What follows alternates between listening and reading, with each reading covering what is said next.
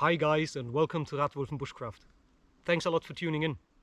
It is the end of September, so I'm out in my local woodlands and I'm on a little mushroom hunt. I don't know what we're going to find today, but if you want to see what we can spot and if you want to learn also a little bit about mushroom foraging, just join me in this video. Let's go.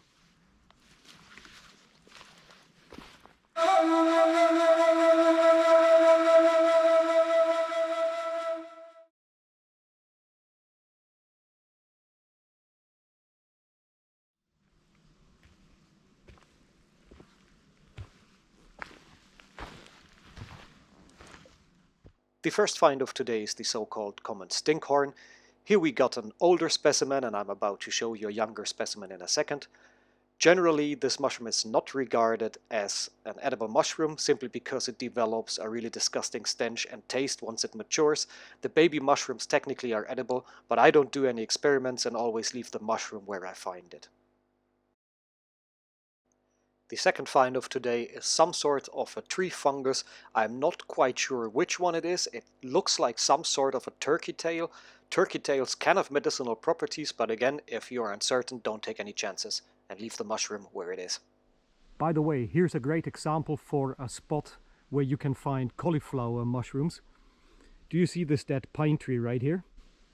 That usually is the top spot for the cauliflower mushroom. It usually grows right here next to the root system, sometimes even out of the tree. Last year I took one of those mushrooms right from that spot of the tree. But it seems like today I'm unlucky and there's no cauliflower mushroom yet. This is a really interesting mushroom, the common rollrim. It has been eaten in the past by many different cultures, but today it is considered to be a poisonous mushroom simply because it can cause a severe autoimmune reaction, the so-called immunohemolysis. I say don't harvest this mushroom, don't take it home, don't process it and eat it because the consequences can be fatal. By the way, there's a tip for your own research. Look up Paxillus syndrome. It's a really interesting subject to study. So before we continue on our quest for edible mushrooms, let me quickly run you through some items I always carry when I'm out foraging. First of all, I need a suitable container for the mushrooms. In this case, a linen bag which offers sufficient airflow in order to avoid moisture accumulating in and around the mushrooms, because I don't want them to rot, right? A paper bag will do just fine.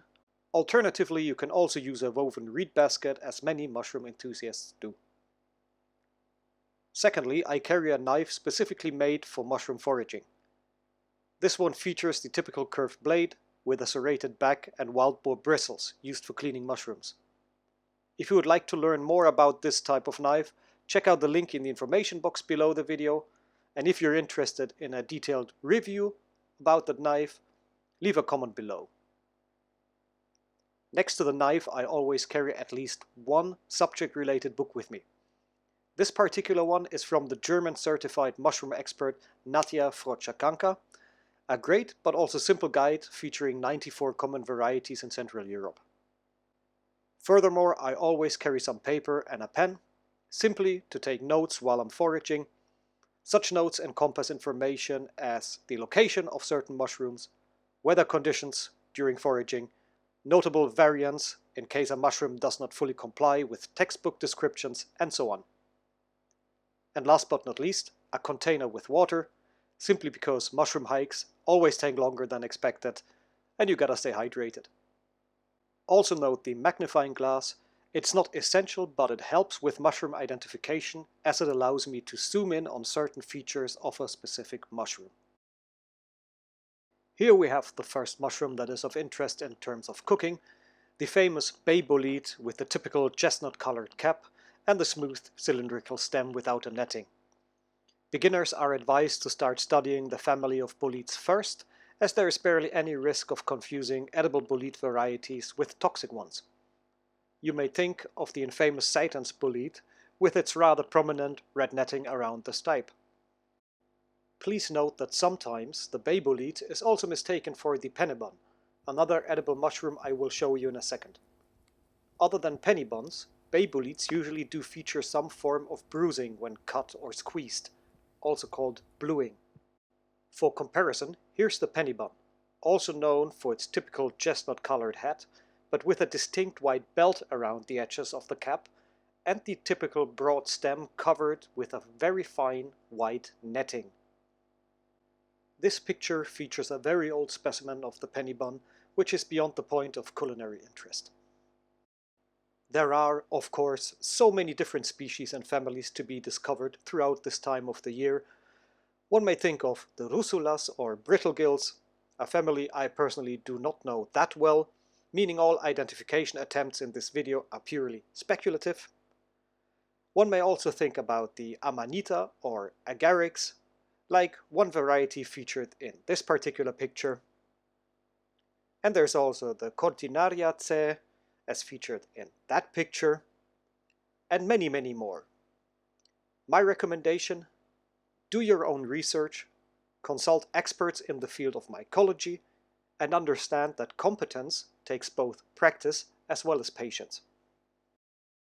Last but not least, I found some birch polypore, a fungus of great medicinal value and worthy of a video on its own. If you want to learn more about this medical fungus, let me know in the comments. To wrap up the video, here are the findings of my trip: some birch polypore for medicinal use, some bay boletes for cooking, and of course a bunch of penny buns, also picked for consumption. I hope this video inspires you to go outside and to discover the rather complex and fascinating world of mushrooms. As always, thank you kindly for the view, and I'm looking forward to seeing you in the next video. If you want to support my channel, please consider becoming a Patreon. You can visit my Patreon page on www.patreon.com/Rathwulven. A link to my Patreon page will also be posted in the information box below. Thank you in advance.